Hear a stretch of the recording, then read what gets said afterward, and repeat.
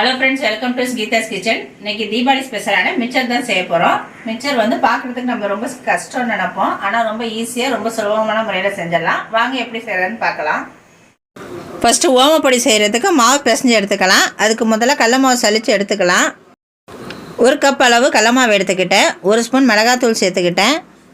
கட்டி பெருங்காயங்கிறதுனால நான் முதலே தண்ணியில் ஊற வச்சுக்கிட்டேன். தூள் பெருங்காயம் கூட நீங்கள் சேர்த்துக்கலாம். 1 கப் கடல மாவுனா 1/2 கப் அளவுக்கு அரிசி மாவு சேர்த்துக்கோங்க. தேவையான அளவு உப்பு சேர்த்து எல்லாத்தையும் மாவில் நல்லா கலந்து விட்டுக்கோங்க. உப்பு சேர்த்து நல்லா கலந்து விட்டதுக்கப்புறம் 4 ஸ்பூன் ஆயில் சூடு பண்ணி மாவில் நல்லா சேர்த்து நல்லா கலந்து விட்டுக்கோங்க. எண்ணெய் சூடாக ஊற்றிருக்கோம், பார்த்து பிசைஞ்சிக்கோங்க, கையில் சுட்டுக்காமல். எண்ணெய் ஊற்றி மாவில் கலந்து விட்டதுக்கப்புறம் கொஞ்சமாக தண்ணி ஊற்றி மாவு நல்லா பிசைஞ்சிக்கோங்க. சப்பாத்தி மாவு அளவுக்கு பிசைஞ்சிக்கோங்க.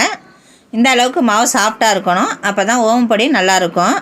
அடுத்தது காரா பூந்தி செய்கிறதுக்கு மாவு கலந்து எடுத்துக்கலாம். 1 கப் கடல மாவுனா 1/2 கப் அரிசி மாவு எடுத்துக்கோங்க. பெருங்காயத்தூள் சேர்த்துக்கோங்க. தேவையான அளவு உப்பு சேர்த்துக்கோங்க. மிளகாத்தூள் 1 ஸ்பூன் சேர்த்துக்கோங்க.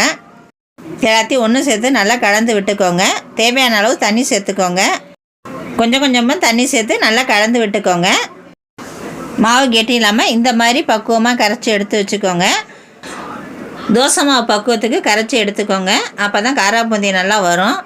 ஃபஸ்ட்டு ஓமப்பொடி புழிஞ்சு எடுத்துக்கலாம். கொஞ்சமாக மாவு எடுத்து உருட்டி இந்த மாதிரி உரலில் சேர்த்துக்கோங்க. உரலில் கொஞ்சோண்டு ஆயில் தடவிக்கோங்க. அப்படியே எண்ணெயில் அப்படியே ஃபுல்லாகவே பிழிஞ்சு விட்டுறலாம். என்னோடய அச்சு கொஞ்சம் மெலிசாக இருக்கனால ஓமப்பொடி கொஞ்சம் நைஸாக இருந்துச்சு. ஓமப்பொடி எண்ணெயில் புழிஞ்சு விட்டதுக்கப்புறம் திருப்பியெல்லாம் நீங்கள் போடாதீங்க. அப்படியே அந்த கரண்டியை வச்சு கொஞ்சம் அமுக்கி விட்டீங்கன்னா ஃபுல்லாக ஓமப்பொடி வேகிறதுக்கு அதிக நேரம்லாம் எடுக்காது, உடனே வெந்துடும். அதனால் டக்குன்னு எடுத்துடுங்க, இல்லைன்னா கருகி போயிடும். முதல்ல ஓமப்பொடி எல்லாத்தையும் புழிஞ்சு எடுத்துக்கிட்டேன். ஓமப்பொடி எல்லாமே புழிஞ்சு எடுத்துக்கிட்டாச்சு. அடுத்து காரா பூந்தி போட்டு எடுத்துக்கலாம். பூந்தி கரண்டியில் நம்ம ரெடி பண்ணி வச்சுருக்க மாவை ஒரு கரண்டியை வச்சு ஊற்றிக்கோங்க. அந்த கரண்டியை வச்சு அந்த மாவை இந்த மாதிரி தேய்ச்சி விட்டிங்கன்னா முத்து முத்தாக பூந்தி காரா பூந்தி கிடைக்கும். அந்த மாதிரி தேய்ச்சி விட்டுக்கோங்க. காரா பூந்தி எண்ணெயில் போடுறப்ப எண்ணெய் சூடாக இருக்கணும். காரா பூந்தி தேய்ச்சி விடுறப்ப மட்டும் எண்ணெய் ஹீட்டாக வச்சுக்கோங்க. பூந்தி எல்லாத்தையும் தேய்ச்சி விட்டதுக்கப்புறம் மீடியம் ஹீட்டில் வச்சு நல்லா கிளறி விட்டதுக்கப்புறம் எண்ணெய் பபுள்ஸ் எல்லாம் அடங்கினதுக்கப்புறம் காரா பூந்தியை அரிச்சு எடுத்துக்கோங்க. கலந்து வச்சுருக்க மாவு எல்லாத்தையும் கொஞ்சம் கொஞ்சமாக போட்டு நான் எடுத்துட்டேன். அடுத்து மிச்சருக்கு பொட்டுக்கல்லையை போட்டு பொரித்து எடுத்துக்கலாம். ஒரு 1/2 கப் அளவுக்கு பொட்டுக்கல்லை எடுத்துக்கிட்டேன். எண்ணெயை வந்து ஹீட்டாக வச்சிடாதீங்க, ரொம்ப ஹீட்டாக இருந்துச்சுன்னா உடனே கருகி போய்டும். மிதமான சூட்டில் போட்டு பொரித்து எடுத்துக்கோங்க.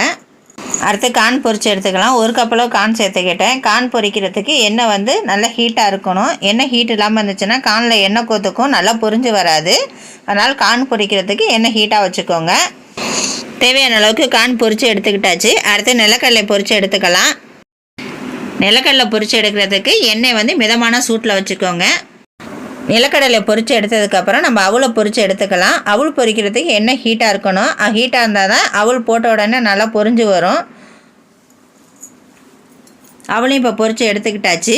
அடுத்து கருவேப்பிலை தேவையான அளவுக்கு சேர்த்துக்கோங்க. அடுத்து பூண்டை பொரித்து எடுத்துக்கலாம். பூண்டை தோலோடு தட்டி சேர்த்துக்கோங்க, அப்போ தான் வாசமாக நல்லாயிருக்கும். இப்போ இது எல்லாத்தையும் ஒரு பெரிய பாத்திரத்தில் ஒன்றா சேர்த்து ஒன்றா கலந்து விட்டுக்கலாம். ஃபஸ்ட்டு ஓமப்பொடியை சேர்த்துக்கலாம். ஓமப்பொடியை கொஞ்சமாக உடச்சி விட்டுக்கோங்க, ரொம்ப தூளாக்கிடாதீங்க, ஏன்னா நம்ம கலக்கும் போதே உடஞ்சி போயிடும். அடுத்து காரா பூந்தியை சேர்த்துக்குவோம். அடுத்து பொரித்து வச்ச பொரியை சேர்த்துக்கலாம். அப்புறம் கான், அப்புறம் கருவேப்பிலை, அப்புறம் நிலக்கடலை எல்லாத்தையும் சேர்த்து நல்லா கலந்து விட்டுக்கலாம். எல்லாத்தையும் ஒன்று சேர்த்ததுக்கப்புறம் கொஞ்சம் மிளகாத்தூள், கொஞ்சம் உப்பு சேர்த்துக்கோங்க, அப்போ தான் சாப்பிட டேஸ்ட்டாக இருக்கும். உப்பு சேர்த்ததுக்கப்புறம் எல்லாத்தையும் நல்லா கிளறி விட்டுக்கோங்க. அவ்வளோதான், சூப்பரான மிக்சர் ரெடி ஆகிடுச்சு. மிச்சர் செய்கிறது ரொம்ப கஷ்டம்னு நினைப்போம், பார்க்க தான் ரொம்ப கஷ்டம் மாதிரி தெரியும், நிறையா வேலை மாதிரி தெரியும், ஆனால் ஈஸியாக செஞ்சிடலாம்.